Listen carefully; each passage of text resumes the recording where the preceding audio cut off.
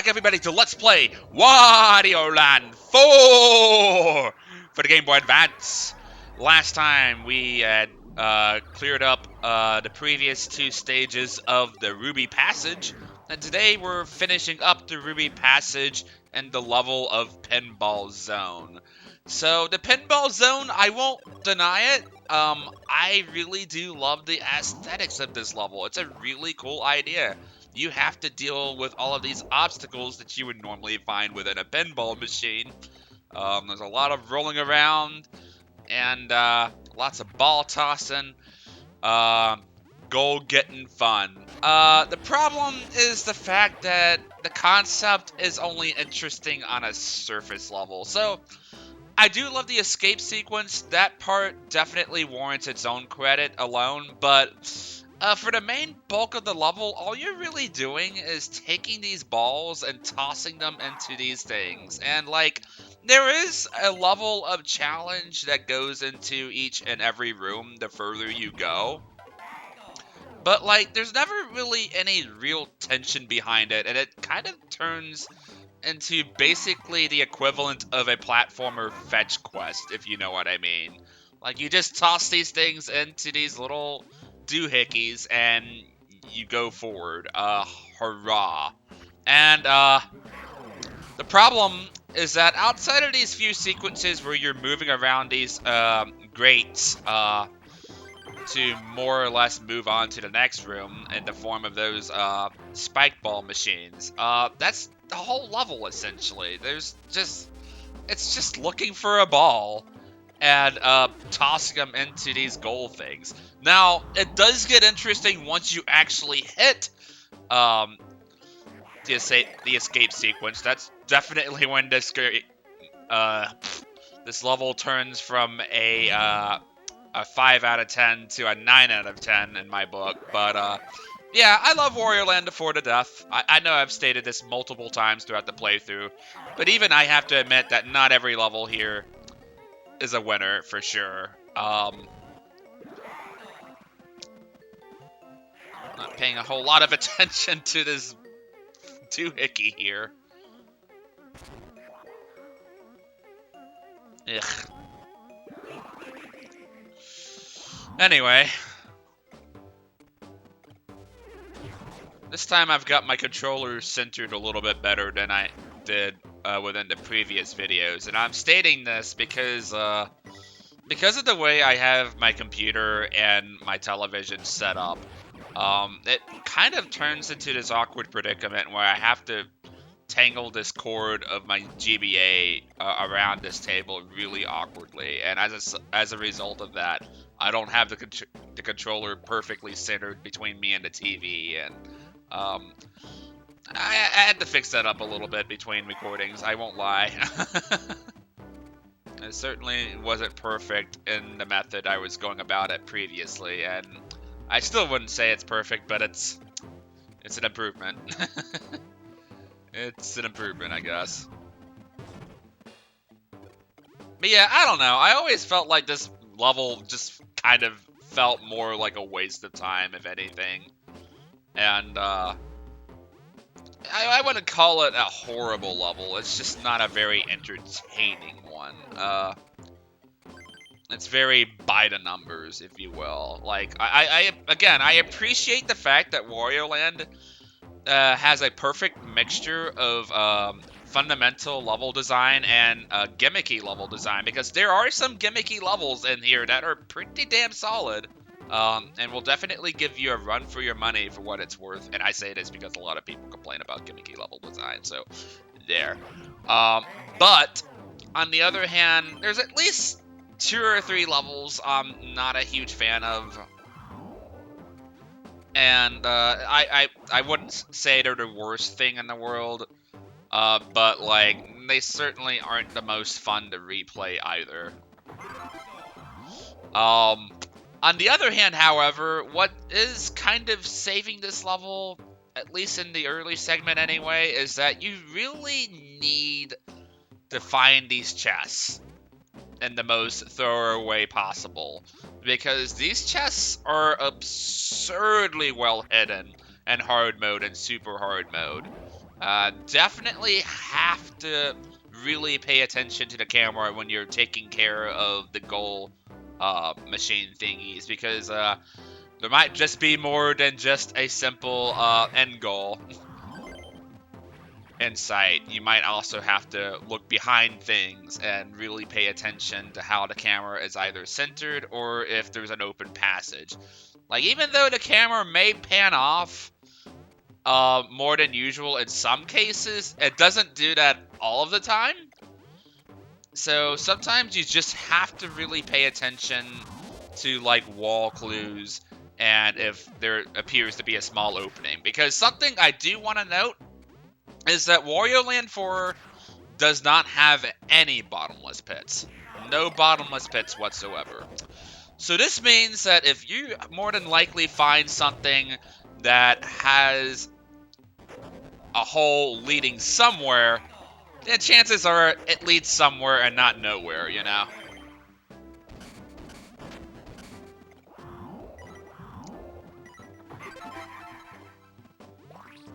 Gotta watch out for these electricity-based thingamajiggies, too.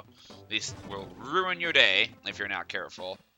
But they're usually placed in such a way where, like, generally speaking, like, you can kind of see where they're coming from, and they're not too terribly difficult to react to, I think. The challenge more so comes from the cramped spaces you normally find them in, so jumping above them and around them can be a little bit more awkward than it usually can be, but alas.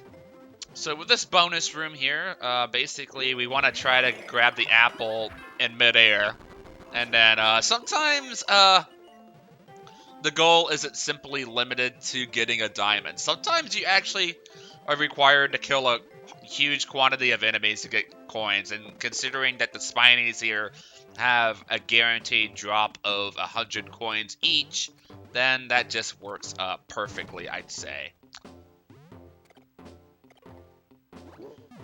Won't lie though, I know it's a little thing, generally speaking, but I do love the little background designs of these individual rooms. If you couldn't already tell, each of these rooms have like a specific theme going for them, and it kind of reminds me of how like funky like the pinball machines were back in the day. Like, if you've ever looked up like pinball machines back in like the 80s or 90s, they would always have these extravagant like funky retro designs, and like look at the snakes, look at that buff looking gorilla in the background. Like, this game just captures surrealism in like the most perfect way, you know?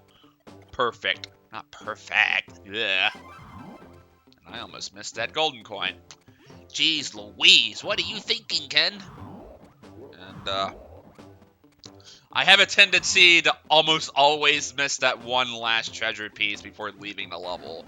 So I am doing my best, in my case, to ensure that I don't miss it, because that would most certainly suck if I did, and we wouldn't want that now, would we?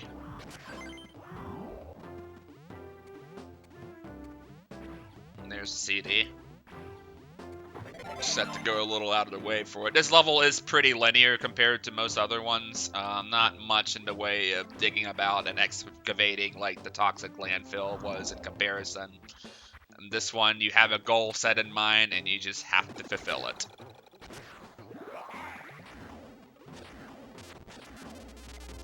And I'm not against the idea of having more linear levels than, like, the other, of course. Like, I mean, come on. Most platformers are generally pretty linear for the most part, unless you're playing a 3D platformer, or Metroidvania for that matter. But, on the other hand, I would have liked for there to have been, like, a way to speed it up, for this kind of level, at the very least. Ow. See, like that, for example, like the cramped spaces definitely worked against me when dealing with those electric spark thingies. And oh boy, I almost kind of forgot about that.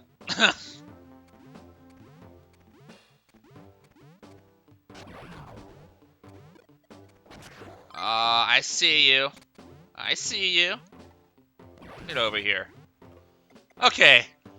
To this level's credit, I do love that that one at least had some kind of thought into it as far as the puzzle solving was concerned, but that's the best compliment you're going to get out of me for the first half of this level, unfortunately.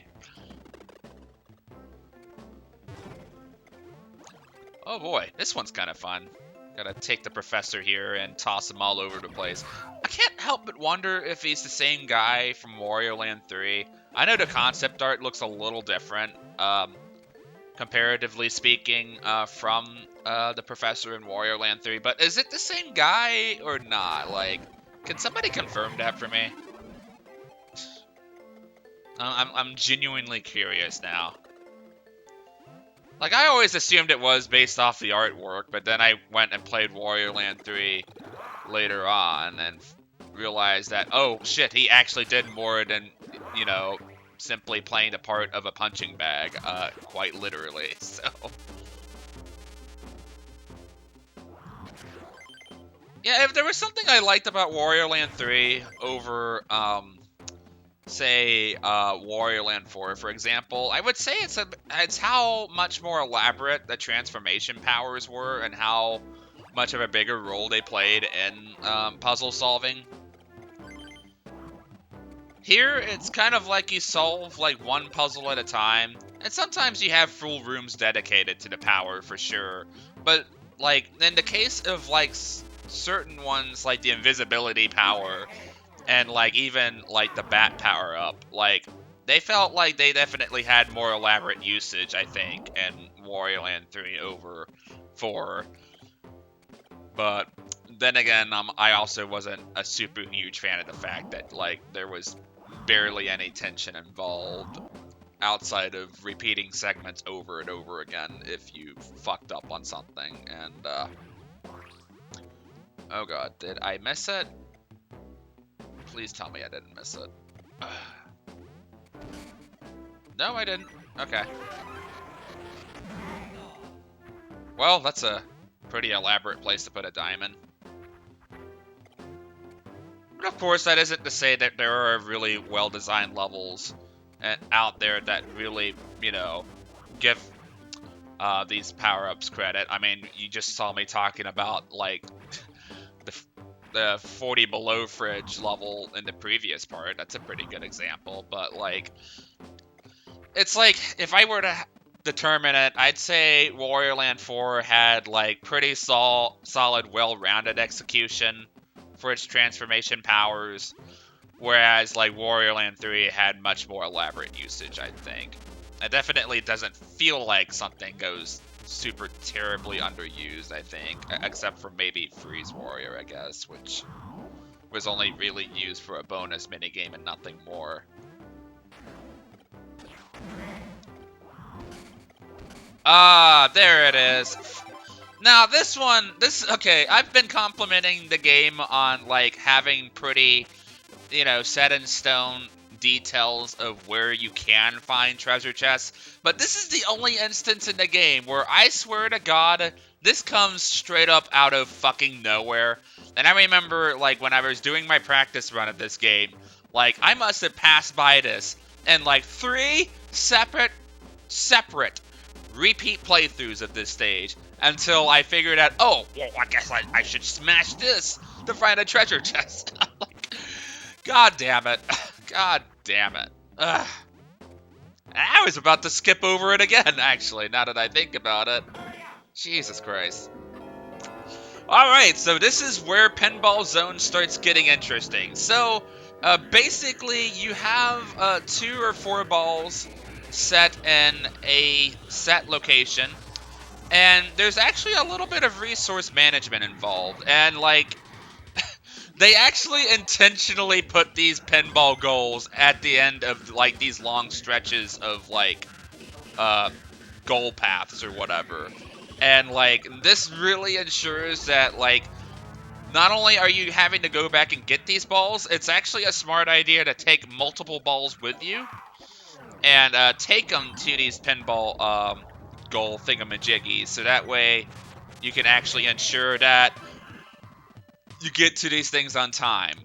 Granted, we do have a much more generous timer for this level compared to other ones, but like, oh boy, this is probably my favorite escape sequence in the game personally, because like, it takes something that was a pretty basic, concept overall in practice, and it turns it into something that's a lot more heart-pounding for sure. A bit of resource management, and you really got to plan your paths out here carefully. This isn't something where like you can go from like one point to another and be like, oh, there it is. You actually have to plan out where these things are, and then plan out in advance how you want to set up these balls. And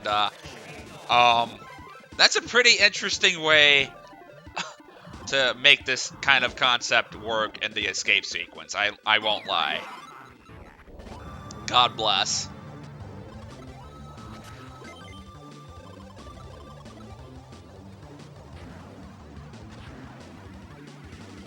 Gotta use your ground pound to get these things off of here.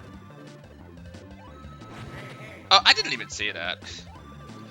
There I was, talking about how you had to react to them, but that might not necessarily be the case all the time.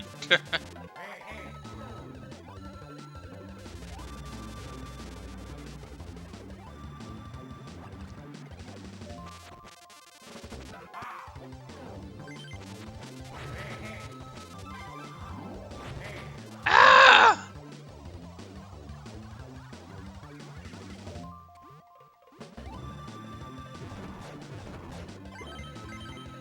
And here I am, going against my own advice. At least with those spark electric thingamajiggies, that is. Yeah, because, like, if there's one thing I don't particularly like about them, it's the fact that, like, they can start up even off screen, and you could potentially land into them as you're trying to jump off of something. Like, generally the idea is that I think they should start up whenever you come within sight of them, rather than doing it off screen. And, like, the game is perfectly capable of doing that in this very level, because if you're trying to get those coins from those things, they don't actually disappear unless you bring them within the camera's sight.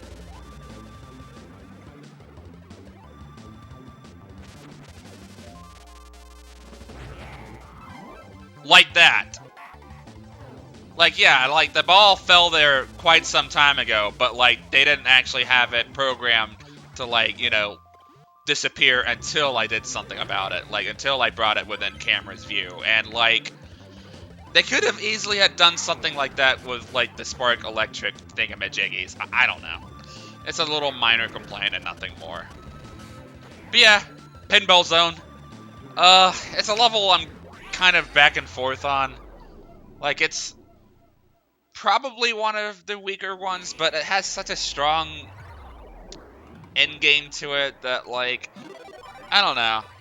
I go back and forth on it, like I just said. So, is it a good level? Is it a mediocre level? Like, I'll let you guys in the comments section decide on that, I suppose. But at the end of the day, the aesthetic design of it is so cool that sometimes I just kind of forget about it altogether, I suppose. So, anywho, we're going to tackle the boss of this level within this video, which is Cuckoo Condor.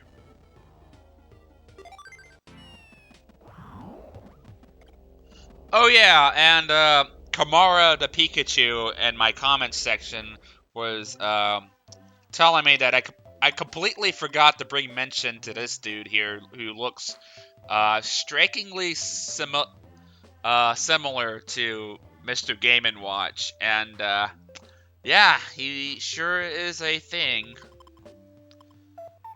Will he be important? I'll leave that up to your interpretation, I guess. That's all I have to say about it. I just don't have much to say about him other than he's like the only thing in this pyramid that's, roaming around it that isn't us, So it's nice to know that we're not alone, I suppose. But anywho, Cuckoo Condor. Basically, you want to bait out the claw here. and don't get grabbed, basically. He's a grappler, in the literal sense of the terminology. And all the while, you're kind of watching out for his arms here. His left arm here produces electricity currents, while the right one can send spinning wheels of death right after you. And this one isn't too bad to fight off either. You just have to kind of know your shortcuts, I think.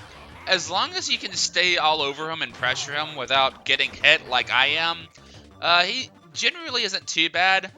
Now, for the second phase of this fight, what I like to do is stay right behind him, so I pick off the eggs as he's dropping them, and you just jump up and toss him on his head. A lot of people assume that you gotta, like, charge it up, but no, that's not necessary at all, actually. You just simply gotta do it fast enough, and, yeah, that went a lot better than the Cractus fight did. Do want to mention that if you're playing this game in hard and super hard mode, though, you start off with 4 hearts of life instead of 8 like you normally would. So that's all the more reason to be more careful as you're playing these boss fights out, I'd say.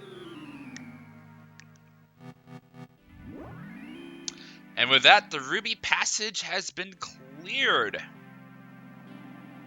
Let's go. And with that, we've hit the halfway point of the game. Awesome. And we've got the golden high score for every single level in here. So, we have a few minutes to spare, so might as well go ahead and take a look at the next minigame on our list here, which is the Wario Hop. And this level, or a minigame for that matter, is about as basic as they come. You just simply jump over shit.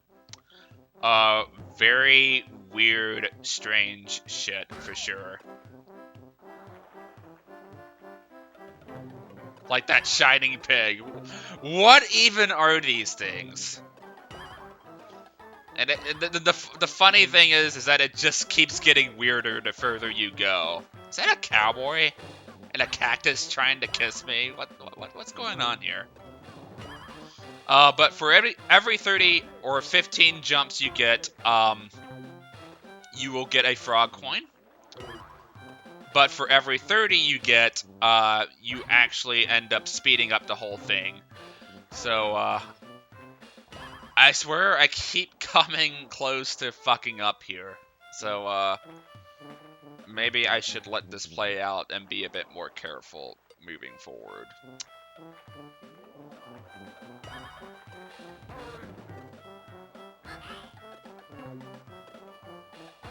And they all make different little sound effects for each one you jump over. Or was it 45 jumps?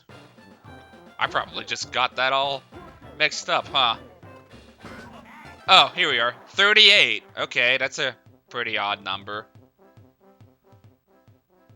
But not only does this increase the speed of the minigame, this actually increases the speed of your jump, so you gotta make these jumps a lot more efficient.